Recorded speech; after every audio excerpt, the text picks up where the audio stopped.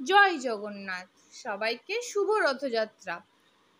আজকে সকাল থেকে ঘুম থেকে উঠে সব রকম কাজবাজ সেরে আগে পুজো দিয়ে সব পুজোর কাজবাজ সেরে রান্নাঘরে ঢুকেছিলাম।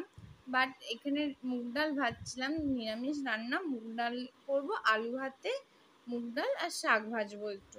তো বেটু আমাকে ছাড়বে না কিছুতেই, ও ওখানে বসে বসে কান্নাকাটি করেই যাচ্ছে। আর আমি এখানে শাকগুলো ধুয়ে নিচ্ছিলাম আর প্রেসার কুকারে ডাল আর আলু সেদ্ধ বসিয়ে দিয়েছিলাম, দিয়ে উনানের কড়াইতে ছুঁক দেবো। আর এদিকে উনানে ভাত বসেছিলাম, কিন্তু উনানটা মনে হয় নিভে গেছে, যাই একবার দেখে আসি। আর এদিকে শশা কেটে রেখেছিলাম, শশাটা আমি খাবো। অনেকটা দেরি হয়ে গেছিলো, কারণ বেটুকে নিয়ে থাকতেই আমার 10:30 11টা বেজে। তাড়াতাড়ি রান্না না করে ও আবার না খেয়েই ঘুমিয়ে পড়বে।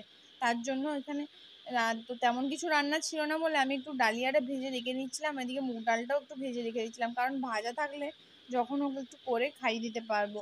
আর মানে একটু হাতের কাজে তাড়াতাড়ি হবে, তার জন্য ভেজে একটু তুলে রাখছিলাম, কারণ তেমন কিছু রান্না ছিল না, শুধু ডাল চুন দেবো, শাক ভাজবো। তারপর সব কাজ শেষ, ওকে স্নান টান করে দুপুরে খাওয়া দাওয়ার পর ভাত তো খাই না, তো একটু ওষুধ খাওয়া নিয়েছিলাম, কারণ একটু পেট ব্যথা বলতে থাকে। তো তো ডাক্তারের কাছ থেকে ওষুধ নিয়েছে। ওষুধ কোনো সময় খেতে চায় না, একটু জেগে টেপে ওকে খাওয়াতে হয়। তো একটু খাইয়ে নিচ্ছিলাম ওষুধটা। তারপরে এই দেখো ওষুধ খেয়ে কান্না করছিল। তারপরে ওই যে বাচ্চা মেয়েটা আছে, ওর সঙ্গে ও খেলবে, কিন্তু একবার ওর সঙ্গে শুধু অভিমান দেখাবে, রাগ দেখাবে, কেন হাত দিচ্ছ, কেন করছো, ওই রকম শুধু খিটখিট করতে থাকবে। কিন্তু ওকে না হলে ও চলেই না, ওই হচ্ছে ব্যাপার। তো দেখতে পাচ্ছ ওষুধ ওকে কোনো রকম ভাবে খাওয়ানো খুব অসুবিধা হয় ওষুধ খাওয়াতে। এদিকে মাঝে মাঝে পেট ব্যথা ঠান্ডা লেগেই থাকে, কিন্তু ওই যে হোমিওপ্যাথি ওষুধ চিনি ও দানাগুলো দেয়, ওগুলো খেতেও খুব ভালোবাসে, মানে ওগুলো ঠিক খেয়ে নেবে। এই যে হাই বলে দিচ্ছে সবাইকে। তারপর সব কাজ ওকে ঘুম টুম পাড়িয়ে বিকেলবেলা ঘুম থেকে উঠে ওর বাবার সাথে দোকানে গিয়েছিল।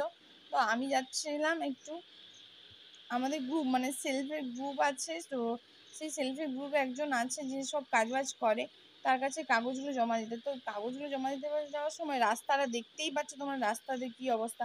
তো মানে অর্ধেকটা ঢালাই হয়েছে আর বাকি অর্ধেকটা রেখেই দিয়েছি, কেন কি জানি। তারপর বিকেলবেলা বেটু চলে এসছে দোকান থেকে, ওর বাবার কাছ থেকে চলে এসছে। ওর বাবা এখানে রোদ আসছিল, আমাদের পাড়ার কিছু বাচ্চারা রোদ বানিয়ে রোদ টানছিল। তো ওই যে রোদ দেখাচ্ছিলাম ওকে, ও একটু রোদের দড়ি টানলো। তারপর দেখে হচ্ছে রথের দোকানে তুমি কিছু প্রসাদ দিয়েছিল। ওকে, এত দূরই। ভিডিওটি ভালো লাগলে লাইক কমেন্ট শেয়ার অবশ্যই করবেন।